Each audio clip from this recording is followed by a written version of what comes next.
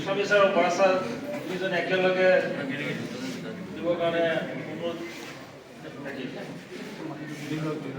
দিলজা হুছেইন আহিব লাগে।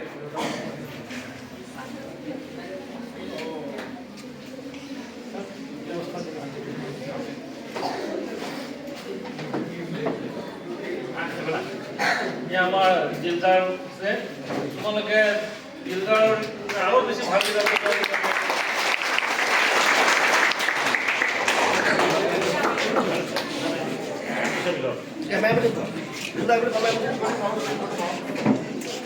আমাৰ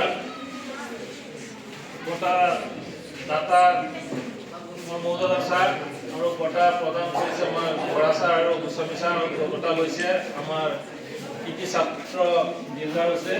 তোমালোকৰ সবাই সকলোৱে মানে আশীৰ্বাদ কৰিবা, আমি দিলদাৰলৈ আশীৰ্বাদ কৰিছোঁ।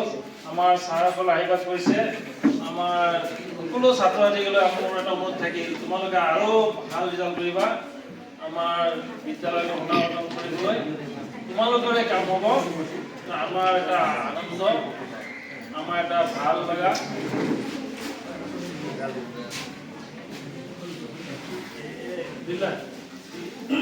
তুমি কিবা ক'বা নেকি? আমি বহুত কষ্ট কৰি আহিছে, তাৰ কাৰণে আমাৰ যিসকলক মই অশেষ ধন্যবাদ দিছোঁ। একেলগে বহুত কষ্ট কৰি আহিছে আৰু বহুত সময় নষ্ট কৰি আছে। তেখেতসকলক মূল্যৱান সময় নষ্ট কৰি আমাৰ অহাৰ কাৰণে আমি বহুত কৃতজ্ঞ, বহুত ভাল পাইছোঁ।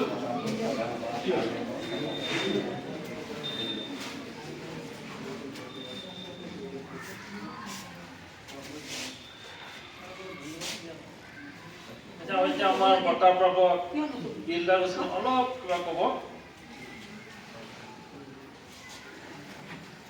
নমস্কাৰ, মোৰ নাম দিলদাৰ হুছেইন। মই এইবাৰ 2024 SSLC এক্সাম দিছোঁ।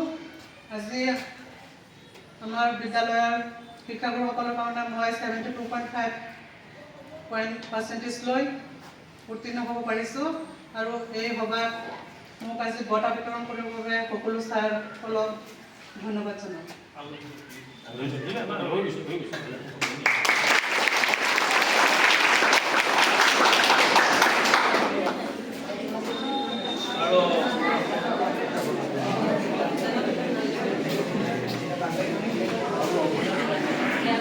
আমাৰ অতিথি শিক্ষাগুৰুসকল আৰু বিশ্ববিদ্যালয়সকল, ছাত্ৰ ছাত্ৰীসকল, তোমালোকে সকলোকে